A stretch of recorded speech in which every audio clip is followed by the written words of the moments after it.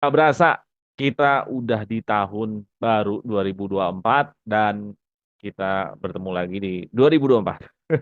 Selamat tahun baru dulu semua everybody, semuanya ya. Gimana liburan tahun barunya? Seru? Di mana pada teman-teman tahun barunya ada di mana nih? Oke, Suara Juventus ini baru bisa hadir lagi. Biasanya kemarin harusnya abis lawan Roma kita ada review, cuman kita nggak ada review karena apa? Karena pas banget ya tahun baru jadi ya kita baru sempat lagi bikin sekarang. Kayaknya temanya nggak review ya, kita macam-macam aja, Vincere News saja, banyak berita. Yang paling penting sekarang Juventus ada di peringkat 2. Nah, ini penting sekali dan menempel Inter yang ada di peringkat 1 dengan hanya selisih 2 poin. Waduh, desak Inter nih. Nah, yang jadi apa namanya, ya keseruan ya hanya Juve dan Inter. Cuman sebenarnya gue berharapnya adalah apakah bisa gitu kita mengejar Inter bareng-bareng nih sama AC Milan sama yang lain supaya apa? Supaya Juventus juga nggak dalam zona nyaman karena Juventus dan AC Milan posisi poinnya kurangnya lumayan jauh, ada 7 poin. Jadi sekitar selisih 2-3 pertandingan, jadi itu lumayan jauh menurut gua. Sulit untuk dikejar oleh AC Milan. Jadi ya sudah, kalau kita nggak perlu lagi mikirin yang ada di bawah karena kayaknya paruh musim kedua kali ini hanyalah Juventus dan Inter untuk race Scudetto.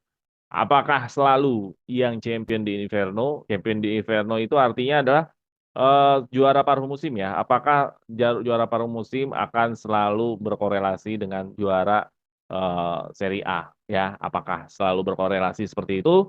Ataukah belum tentu? Kalau gue bilang sih ya belum tentu lah. Ada di musim keberapa Juventus nggak selalu dalam 9 Scudetto-nya Juventus, Juventus nggak selalu juara paruh musim. Tapi ketika Juventus juara paruh musim, sudah pasti Scudetto. Tapi kalau tim lain belum tentu Scudetto. Pernah waktu itu Lazio juara paruh musim, Juventus Scudetto-nya. Napoli juara paruh musim, Juventus Scudetto-nya. Musim keberapa Inter juara paruh musim, Milan Scudetto-nya. Jadi Inter pernah punya pengalaman juara paruh Scudetto, tapi bukan dia yang juara. Nah, sekarang apakah Scudetto akan menjadi milik Juventus atau bukan? Apa yang pengen gua kasih tahu adalah sebenarnya gue pengen ngomong review tapi ya sudahlah, kita udah banyak, udah lumayan mungkin setelah tayang ini sudah jauh dari pertandingan Juventus Roma. Mungkin yang akan gua share adalah berita tentang Januari, jadwal kita di Januari. Jadwal Januari sebenarnya agak-agak gampang lah. Sombong. Jadi maksudnya jadwal Januari ini nggak ada tim peringkat 1 sampai peringkat 6 tuh nggak ada ya. Jadi sampai peringkat 9 tuh nggak ada. Jadi kita benar-benar melawan mediocre ke bawah, peringkat 10 sampai peringkat akhir ya, seringkat degradasi. Dan kita di Piala Coppa Italia akan dari jadwal Juventus yang ada 5 partai ya, ada ternyata nyempil jadwal Coppa Italia hari eh, Jumat dini hari kita akan menghadapi Jumat dini hari kita akan menghadapi Salernitana. Nanti setelah itu kita away lagi ke Salernitana lagi untuk Serie A. Kita ada melawan Sassuolo, terus kita ada melawan Lecce, kita ada melawan Empoli, dan kita udah udah ya. Ada Juventus, Empoli, Sassuolo, dan Salernitana-nya 2 partai. Yang menarik adalah Juventus di musim ini kalahnya sama Sassuolo, dan di Januari ini kita sudah langsung melawan Sassuolo lagi. Masih inget dong ya teman-teman yang bunuh diri, siapa yang bunuh diri? Gatti ya, Gatti bunuh diri, masih inget banget ya Gatti bunuh diri. Jadi gua rasa apakah Juventus akan langsung bisa mencuri semua poin?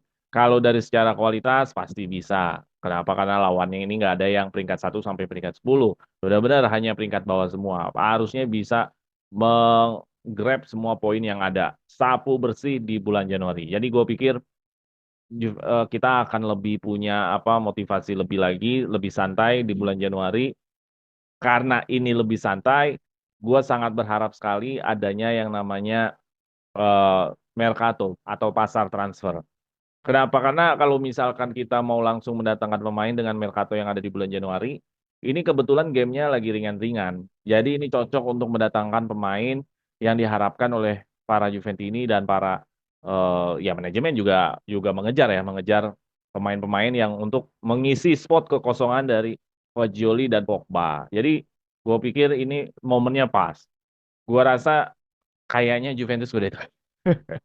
Nah, maksudnya gue ngeliat di awal Januari 2024 ini udah enak jadwalnya, terlihat cerah gitu, nggak langsung bak big book.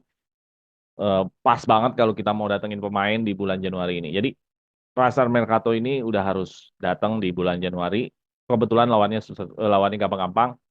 Gue berharap dari 5 pertandingan yang ada, kita semua bisa menghasilkan poin 3 dan lawan Salernitana di Copa kita bisa lolos ke babak selanjutnya. Nah, mengenai pasar transfer Mercato, teman-teman memangnya maunya siapa di bulan Januari ini? Gue pribadi tetap ya pemain tengah karena memang spot yang spot yang apa spot yang kurang dari Mercato ini adalah memang pemain tengah. Nah, kemarin Mercato sudah ada sih. Mercato itu ada Vasilice Adzik. Cuman kan masalahnya Adzik ini adalah buat next gen. Ya, bocah masih usia 17 tahun.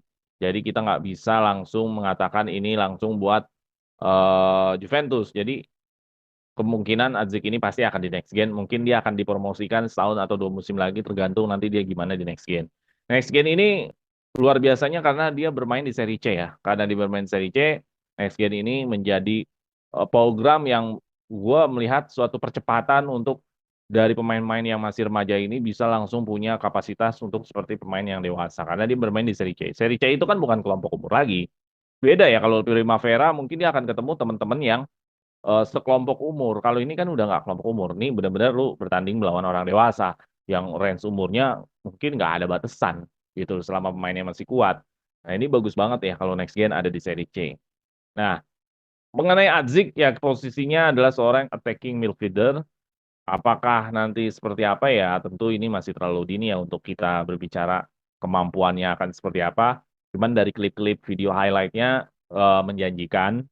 Tapi sekali lagi ini kan nggak langsung, ini sangat-sangat muda sekali 17 tahun, jadi yaudah biar aja di next gen. Nah, walau ada berita-berita mengenai pasar Mercato, ya pasar Mercato terakhir ada berita mengenai eh, Felipe Anderson. Ya Felipe Anderson, gua rasa Felipe Anderson masih terlalu dini penjajakan, jadi gua rasa Felipe Anderson belum belum menjadi belum menjadi solid ya untuk bisa datang ke Juventus. Dari beritanya saja sepertinya Philip Anderson masih penjajakan, masih pantau-pantauan aja. Jadi belum tentu ini menjadi sinyal bahwa akan ke Juventus. Cuman kalau diberitakan gini biasanya dalam dalam pantauannya Gitol ini atau dalam pantauan Juventus. Setuju nggak kalau Philip Anderson? Kalau gue setuju-setuju aja. Cuman masalahnya Philip Anderson ini kan pemain utama ya di Lazio. Apakah nanti dia mau menjadi cadangan misalkan di Juventus? Itu kan juga harus dipikirkan. Apakah ketika dia mau menjadi cadangan dia akan bermain tetap dengan kualitasnya atau enggak ya kita nggak tahu. Nah, terus Mercato-Mercato lain kebanyakan mengenai perpanjangan kontrak. Yang terakhir adalah Bremer, perpanjangan kontrak. Gue sangat apresiat sekali, maksudnya menghargai, mengapresiasi sekali Bremer akhirnya bisa diperpanjang dengan Juventus sampai 2028. Karena Bremer salah satu tembok bajanya Allegri.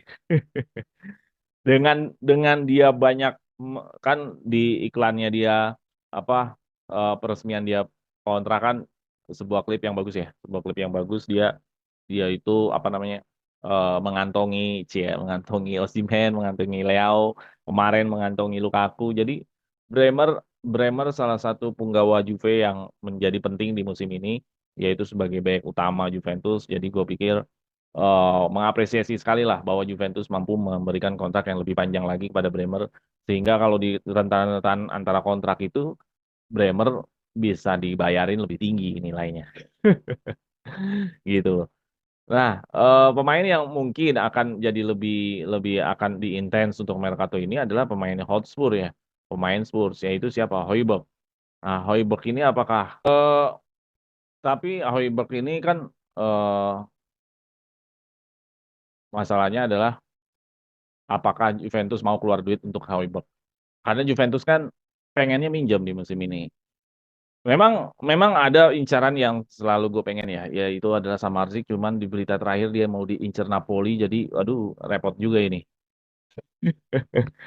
Ya Napoli soalnya mau jual Zelensky ke Inter, mau nggak mau dia harus mencari penggantinya. Memang Samardzic agak agak mirip sih permainannya dengan Zelensky. Jadi Gue sangat berharap sekali lah Zamalek masih bisa kita gocek, masih bisa kita cut. Cuman kan untuk di Januari ini, jadi siapa nih teman-teman nih? Calvin Phillips. Ada gosip gila juga sih Toni Kroos. Toni Kroos gitu loh. Dia mau ya istilahnya Toni Kroos apakah mau mau nggak nyoba tantangan baru? Ada gosip Toni Kroos. Teman-teman gimana dengan Toni Kroos? Gue pikir Juventus biasa kok dengan pemain-pemain senior, pemain-pemain yang udah matang, udah legend di senior. eh gue pikir nggak masalah sih Toni Kroos sih.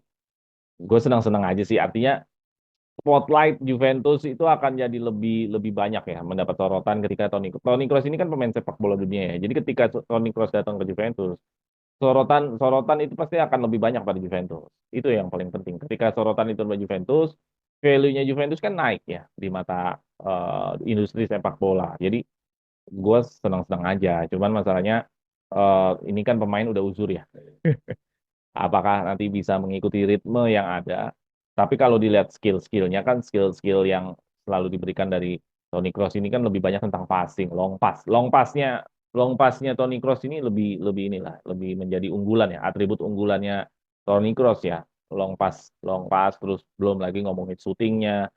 Jadi belum lagi mencari ruang dan posisinya Toni Kroos. Jadi memang elit lah, artinya banyak atribut-atribut yang sangat dasar sekali menjadi seorang pemain tengah dan itu dimiliki Toni Kroos. Jadi gue sangat seneng ada isu ini. Apakah isu ini akan menjadi kenyataan atau enggak?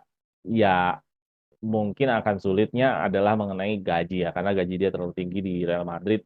Kalau dia benar-benar mau datang ke Juventus, motivasi dia cuma satu, mencari tantangan baru. Udah itu doang, nggak ada lagi.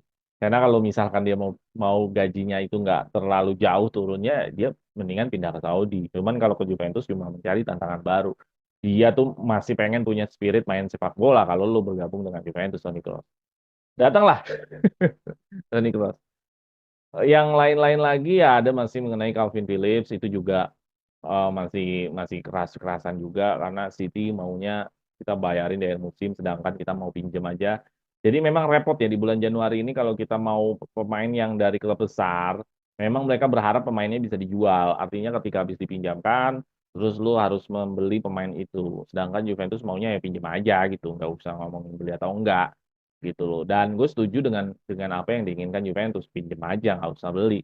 Karena kan belum tentu juga nanti bagus gitu loh. Nah, mau nggak mau kalau Juventus mau cari pemain-pemain yang istilahnya pemain yang kelas-kelas mid mid ke bawah, mediocre yang bermain di mediocre itu memungkinkan aja di Januari kita kita gunakan dulu. Cuman kalau nggak mungkin juga lu nyari pemain mediocre yang cadangan kan.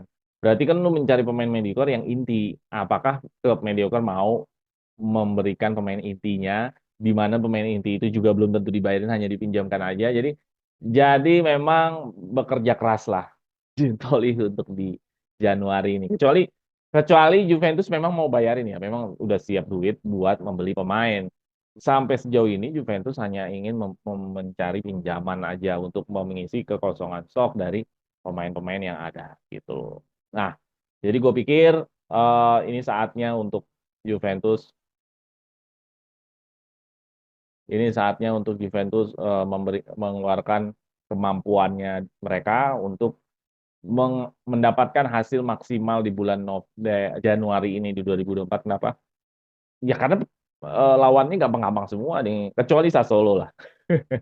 Sassuolo sebenarnya secara materi sih sebenarnya nggak yang susah-susah banget. Cuman ya itu tadi gue bilang masalahnya adalah eh, Sassuolo ini suka tricky ya, suka tiba-tiba dia mainnya lebih semangat, apalagi Berardi selalu ingin menunjukkan kalau dia adalah impiannya Allegri untuk bisa datang ke Juventus.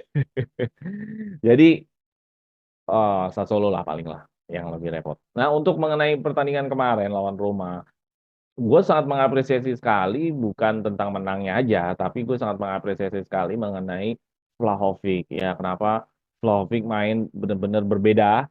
Apa yang bikin berbeda Vlahovic waktu main lawan lawan Roma, pertama lebih berani. Apa lebih beraninya? Lebih berani masuk ke dalam kotak penalti dengan lo berusaha untuk melewati satu pemain atau dua pemain yang dinamakan dalam statistik namanya take on. Itu yang bikin berbeda pertama. Kedua, Vlahovic lebih punya power, lebih punya fisik yang bagus dalam mengontrol entah itu melalui bisa mengkontrol bola itu. Itu yang berbeda. Berbeda pertama adalah lebih berani, berbeda kedua adalah berani kontrol. Ketiga, berbeda lagi adalah peluang shootnya lebih variasi, lebih banyak dari dalam kotak penalti. Tentu kekurangan yang ada yang lebih maksimal.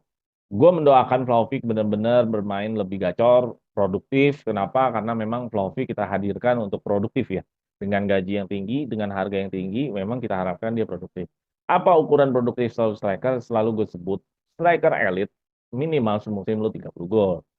Setidaknya kalau nggak 30 gol, lu bisa 20 gol. Nah, sekarang kan dia baru 6 gol ya. Jadi gapnya masih jauh lah. Palingan lu kejar lah ke 20 gol. Masih bisa, karena masih ada 18 pertandingan ke depan, belum tambah lagi Coppa Italia. Kalau masing-masing game 2 gol, 1 gol, 2 gol, 1 gol, lu bisa 20 gol dan memang Vlahovic adalah striker elit. Memang banyak Juventini yang mengatakan bahwa karena nggak ada yang passing, nggak ada yang umpan segala macam. Betul, itu salah satu membuat striker bisa banyak mencetak gol. Tapi dengan dia skill-skill yang lebih berani, skill-skill yang menunjukkan dia adalah seniman sepak bola, melewati satu pemain, melewati dua pemain, masuk ke dalam kotak penalti dan golin. Itu kan nggak harus lu nunggu di passing. Kalau lu punya keberanian seperti itu, kalau lu punya mentalitas seperti itu, kalau lu punya motivasi seperti itu kan nggak harus nunggu ada pemain pemain tengah yang gacor. Itu kan cuma masalah lu punya skill nggak untuk lewatin satu back atau dua back dan lu bisa menghasilkan gol kan gitu. Nah, gue melihat Vlahovic sudah berani untuk melakukan itu, bukan lagi memposisikan dirinya hanya striker yang harus nunggu di passing atau di umpan matang gitu. Nah, gue berdoa Vlahovic di 2004 adalah tahunnya ya. Gitu. Apalagi ya berita yang lain ya. Tadi Bremer udah kita omongin. Ya, tentu ada berita-berita lain yang seperti kontrak-kontrak dan ya. Oh ya, Yildiz kita omongin dikit nggak Yildiz? Yildiz buat gua bagus dalam arti kata dia sudah dimainkan. Memang ada peluang juga, jadi sangat bagus sekali Yildiz ini. Dan gua berharap sekali Yildiz bisa dimainkan terus, bukan karena kebetulan CSA cedera atau Vlahovic cedera. Berharap sekali. Kenapa? Karena dia udah golin. Dia udah golin. Ini harus dipoles terus gitu loh. Miretti kemarin golin aja masih nunggu musim kemarin main ini udah berapa kali baru golin. Bener nggak Miretti? Fagioli nunggu beberapa game, line up segala macam baru dia golin lawan Inter musim kemarin. Jadi menurut gua eh, saatnya sekarang buat mainan Yildiz terus. Yildiz baru pertama kali dapat dikasih line up, dia bisa golin waktu lawan apa kemarin. Ya. Jadi Yildiz ini harus dimainkan terus. Supaya apa? Supaya mesinnya ini nggak berhenti gitu loh. Dan dia pasti punya rasa percaya diri yang lagi tinggi-tingginya ketika Yildiz sudah dimainkan. Cuman masalahnya adalah satu, Allegri tidak mau memainkan formasi yang bisa menaruh Yildiz. Karena apa? Karena 3-5-2 Allegri maunya. 3-5-2 gimana Yildiz main di mana dia? Depan kan udah pasti Cesar Taufik. Tengahnya itu kan udah pasti Locatelli, Rabiot, atau McKennie, atau Miretti. Sayap-sayapnya nggak mungkin dong. Karena kalau sayap-sayap yang ada di posisi 3-5-2 kan dia juga ikut turun ke bawah. Ketika Juventus diserang kan dia menjadi punya formasi 5-3-2 gitu loh. Nah jadi harapan gue terhadap Yildiz adalah segera dimainkan. Oke gitu aja teman-teman. Sekali lagi gue Jeki ya. Selamat tahun baru sekali lagi. Ya, kita akan menang semua poin. Ada 4 game, 12 poin kita akan dapatkan. Dan kita lolos Coppa Italia babak selanjutnya. Selamat tahun baru sekali lagi 2024. Semoga di tahun ini Juventus bisa juara Scudetto. Terus juga di tahun ini kita lebih dilancarkan rezekinya, kita lebih sehat, dan lebih asik lah tahun ini. Ya, jangan lupa gabung yuk di fitur membership ya supaya Suara Juventus ini bisa lebih banyak berkreasi lagi dengan dukungan kalian. Terus jangan jangan lupa juga ya share, like, and subscribe. Vino alla fine, Forza Juve.